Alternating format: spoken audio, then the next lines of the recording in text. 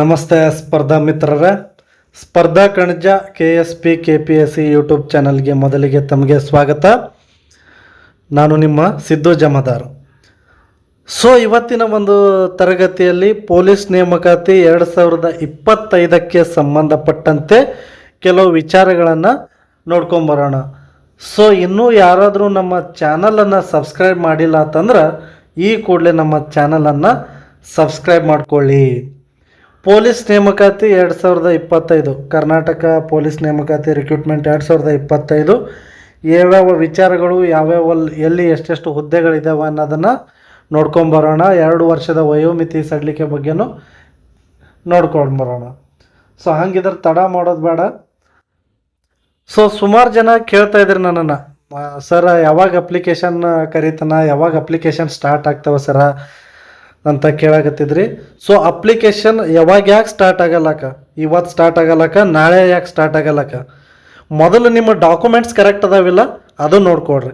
ಮೊದಲು ನಿಮ್ಮ ಡಾಕ್ಯುಮೆಂಟ್ಸನ್ನು ಸರಿ ಮಾಡ್ಕೊಳ್ರಿ. ಡಾಕ್ಯುಮೆಂಟ್ಸ್ ಕರೆಕ್ಟಾಗಿ ಇಟ್ಕೊಳ್ರಿ. ಕನ್ನಡ ಮಾಧ್ಯಮ ಆಗಿರ್ಬೋದು, ಗ್ರಾಮೀಣ ಮಾಧ್ಯಮ ಆಗಿರ್ಬೋದು, 371 ಆಗಿರ್ಬೋದು, ಮತ್ತು PUC ಮಾರ್ಕ್ಸ್ ಕಾರ್ಡಲ್ಲಿರುವಂಥ ಎಲ್ಲ ವಿವರಗಳು ಕರೆಕ್ಟ್ ಆಗಿದ್ದಾವ, ಅಥವಾ SSLC ಮಾರ್ಕ್ಸ್ ಕಾರ್ಡಲ್ಲಿ ಎಲ್ಲ ವಿವರಗಳು ಕರೆಕ್ಟ್ ಆಗಿದ್ದಾವ, ಅವೆಲ್ಲ ನೋಡ್ಕೊಳ್ಳಿ. ಇನ್ಕಮ್ ಕಾಸ್ಟ್ ಕರೆಕ್ಟ್ ಆಗಿದೆಯಾ, ನಿಮ್ಮ ಹತ್ರ 371J ಸರ್ಟಿಫಿಕೇಟ್ ಇದೆಯಾ, ಎಲ್ಲವನ್ನು ಕರೆಕ್ಟಾಗಿ ಇಟ್ಕೊಳ್ಳಿ ಡಾಕ್ಯುಮೆಂಟ್ಸು.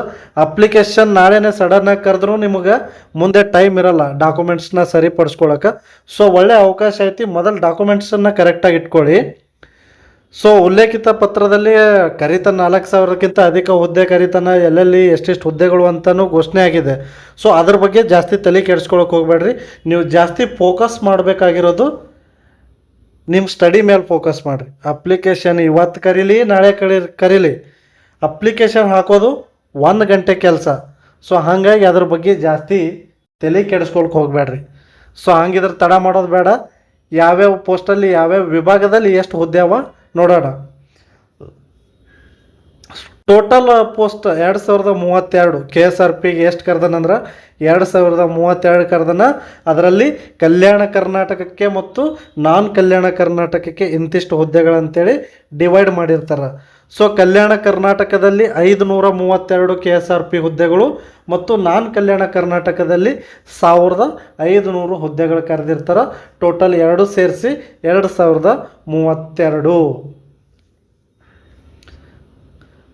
ಇನ್ನು CAR ಮತ್ತು DAR, ಸಿಟಿ ಆರ್ಮ್ಡ್ ರಿಸರ್ವ್ಡ್ ಮತ್ತು district armed reserve, CR DAR ಅಂತಂದ್ರೆ ಕಲ್ಯಾಣ ಕರ್ನಾಟಕ ಮತ್ತು ಕಲ್ಯಾಣ ಕರ್ನಾಟಕಕ್ಕೇತರ ಟೋಟಲ್ 1650 ಹುದ್ದೆಗಳನ್ನು ಕರೆದಿರ್ತಾನೆ. ಅದರಲ್ಲಿ ಕಲ್ಯಾಣ ಕರ್ನಾಟಕಕ್ಕೆ 275 ಮತ್ತು ನಾನ್ ಕಲ್ಯಾಣ ಕರ್ನಾಟಕಕ್ಕೆ 1375 ಹುದ್ದೆಗಳನ್ನು ಕರೆದಿರ್ತಾರೆ. ಇನ್ನು KSISF ಓನ್ಲಿ ಕಲ್ಯಾಣ ಕರ್ನಾಟಕ ವಿಭಾಗಕ್ಕೆ ಕರೆದಿರ್ತಾರೆ. ಒಟ್ಟು KSISF ಹುದ್ದೆಗಳು ಎಷ್ಟು ಅದಾವ ಅಂತಂದ್ರೆ 340 ಅದಾವ. ಅವು ಓನ್ಲಿ ಕಲ್ಯಾಣ ಕರ್ನಾಟಕಕ್ಕೆ ಕರೆದಿರ್ತಾರೆ. ಇವು 3 ಪೋಸ್ಟ್ ಏನದಾವ, KSRP ಆಗಿರ್ಬೋದು, CAR ಆಗಿರ್ಬೋದು, DAR ಆಗಿರ್ಬೋದು ಮತ್ತು KSISF ಆಗಿರ್ಬೋದು. ಇವೆಲ್ಲ ವಿದ್ಯಾರ್ಥಿ ಕೇವಲ 10 ಮೇಲೆ ಹಾಕ್ಬೋದು. ನೀವು ವಿಶೇಷ SSLC ಆಗಿತ್ತಂದ್ರೆ ಈ 3 ಹುದ್ದೆಗಳಿಗೆ ನೀವು ಎಲಿಜಿಬಲ್ ಇದ್ದೀರಿ ಅಂತ ಅರ್ಥ. ಇನ್ನು ಸಿವಿಲ್ ಹುದ್ದೆಗಳು ಟೋಟಲ್ 614 ಪೋಸ್ಟ್ ಕರೆದಿರ್ತಾನೆ.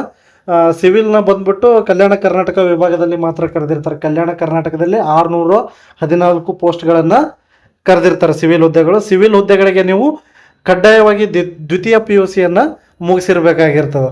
ಅವು 3 ಹುದ್ದೆಗಳಿಗೆ SSLC ಆಗಿದ್ರೆ ಸಾಕು. KSRP, CAR ಮತ್ತು DAR, KSISFಗೆ SSLC ಅದಕ್ಕಿದ್ರೆ ಸಾಕು. ಬಟ್ ಸಿವಿಲ್ ಬರಿಬೇಕಾಗಿತ್ತು ಅಂದ್ರೆ ದ್ವಿತೀಯ PUCನ ಮುಗಿಸಿರ್ಬೇಕು. ಇನ್ನು ಸುಮಾರು ಜನ ಕೇಳ್ತಾ ಇದ್ರಿ, ಪೊಲೀಸ್ ತಯಾರಿಗೆ ಬೇಕಾಗೋ ಪುಸ್ತಕಗಳು ಹೇಳ್ರಿ ಸರ, ಪೊಲೀಸ್ ತಯಾರಿಗೆ ಬೇಕಾಗೋ ಪುಸ್ತಕಗಳು ಹೇಳ್ರಿ. ಇದು ನನ್ನ ಅಭಿಪ್ರಾಯದಂತ ಹೇಳ್ತಾ ಇದ್ದೀನಿ, ಪುಸ್ತಕಗಳ ಪಟ್ಟಿ.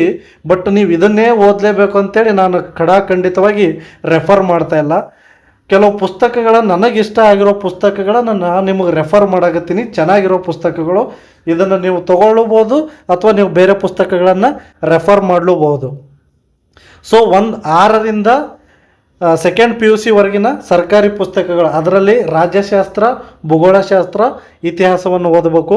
ಇನ್ನು ಇತಿಹಾಸಕ್ಕೆ ಸಂಬಂಧಪಟ್ಟಂತೆ K. ಸದಾಶಿವ, ಭಾರತ ಸಂವಿಧಾನ, ಗಂಗಾಧರ್ PS, ಅದರಲ್ಲಿ PSIಗೆ ಸ್ಪೆಷಲಿಸ್ಟ್ ಅಂತೇಳಿ ಒಂದು ಚಿಕ್ಕ ಬುಕ್ ಬರುತ್ತೆ, ಅದನ್ನು ತಗೊಳ್ಳಿ. ಅರ್ಥಶಾಸ್ತ್ರಕ್ಕೆ ಗರಣಿ ಕೃಷ್ಣಮೂರ್ತಿ ಅವ್ರದ್ದು, ಭೂಗೋಳಶಾಸ್ತ್ರಕ್ಕೆ ನೀವು ರಂಗನಾಥ್ ಅವ್ರದ್ದು ಓದ್ಬೋದು ಅಥವಾ ಶರಣಯ್ಯ ಭಂಡಾರಿ ಮಠ ಸರ್ದು ಓದ್ಬೋದು. ಸೊ ಇಲ್ಲಿ ಪುಸ್ತಕಗಳನ್ನು ಪಟ್ಟಿ ಕೊಟ್ಟಿರ್ತೀನಿ, ಅದನ್ನು ಚೆನ್ನಾಗಿ ಓದ್ಕೊಳ್ಳಿ. ಮತ್ತು ಕಡ್ಡಾಯವಾಗಿ ನೀವು ಓದಲೇಬೇಕಾಗಿರೋದಂತಂದ್ರೆ KS ಆಗಿರ್ಬೋದು, PSI ಆಗಿರ್ಬೋದು ಮತ್ತು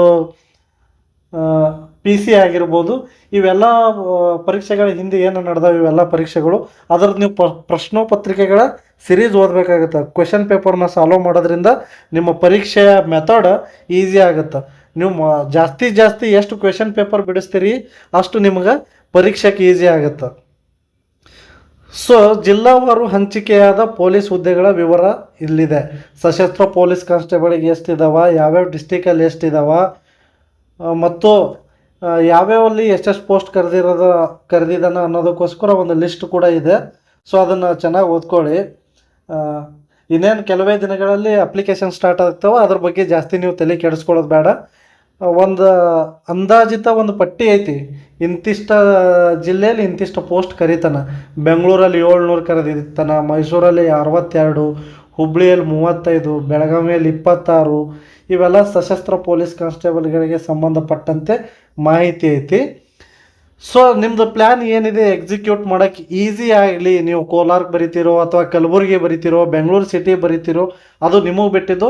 ನೀವು ಯಾವ ರೀತಿ ಅಭ್ಯಾಸ ಮಾಡಿದ್ದೀರಿ ಅನ್ನೋದ್ರ ಮೇಲೆ ನೀವು ಯಾವ ಜಿಲ್ಲೆಗೆ ಅಪ್ಲಿಕೇಶನ್ ಹಾಕಬೇಕು ಅನ್ನೋದನ್ನು ನಿರ್ಧಾರ ಮಾಡಿರಿ. ಯಾಕಂದ್ರೆ ನೀವು ಸ್ವಲ್ಪ ಓದಿ ಎಲ್ಲೇ ಕಡಿಮೆ ಇರೋ ಪೋಸ್ಟ್ ಇರೋಲ್ಲಿ ಹಾಕಿದ್ರೆ ಅದು ನಿಮ್ಗೆ ಯೂಸ್ ಆಗಂಗಿಲ್ಲ. ಸ್ವಲ್ಪ ಜಾಸ್ತಿ ಇರಲ್ಲ ಹಾಕಿದ್ರೆ ನಿಮ್ಗೆ ಯೂಸು ಆಗುತ್ತೆ. ಯಾಕಂದ್ರೆ ಆಯಾ ಜಿಲ್ಲೆಗಳಲ್ಲಿ ಅವ್ರವ್ರದ್ದೇ ಜಿಲ್ಲೆಗಳಲ್ಲಿ ಕಡಿಮೆ ಇರುತ್ತೆ. ಬೆಂಗಳೂರು ಸಿಟಿ, ಮೈಸೂರು ಈ ಥರ ಎಲ್ಲೆಲ್ಲಿ ಕಮಿಷನರೇಟ್ ಇದೆ ಸ್ವಲ್ಪ ಪೋಸ್ಟ್ಗಳು ಜಾಸ್ತಿ ಇರ್ತಾವೆ. ಅದನ್ನು ಹೊರತುಪಡಿಸಿದ್ರೆ ನಿಮ್ಮ ಡಿಸ್ಟಿಕಲ್ಲಿ ಕಾಂಪಿಟೇಷನು ಜಾಸ್ತಿ ಇರುತ್ತೆ ಮತ್ತು ಎಕ್ಸಾಮ್ ಬರೆಯೋರು ಜಾಸ್ತಿ ಇರ್ತಾರೆ.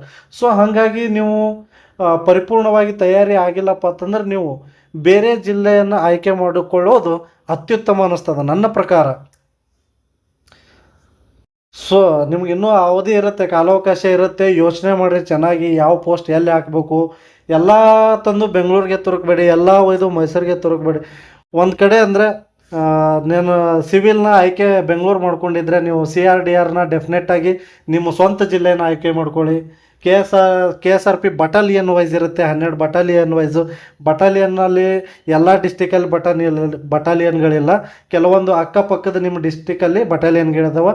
ನಿಮ್ಗೆ ಈಸಿ ಆಗುವಂಥ ಬಟಾಲಿಯನ್ಗಳಿಗೆ ಆಯ್ಕೆ ಮಾಡ್ಕೊಳ್ಳಿ. 6ನೇ ಬಟಾಲಿಯನ್ ತೊಗೊಂಡ್ರೆ ಕಲಬುರ್ಗಿ, 1, 2 ಕೋರಮಂಗಲ, ಈ ಥರ ನಿಮ್ಗೆ ಯಾವುದು ಈಸಿ ಆಗಿರುತ್ತೆ KSRPಯಲ್ಲಿ ಬಟಾಲಿಯನ್ನು ಅದು ತೊಗೊಳ್ಳಿ. ಇನ್ನು KSISF ಅಂತ ಸ್ಟೇಟ್ ವೈಸ್ ಇರುತ್ತೆ, CRDR ಅಲ್ಲೇ ಘಟಕಗಳ ವೈಸು ನೀವು ಆಯ್ಕೆ ಮಾಡ್ಕೋಬೋದು.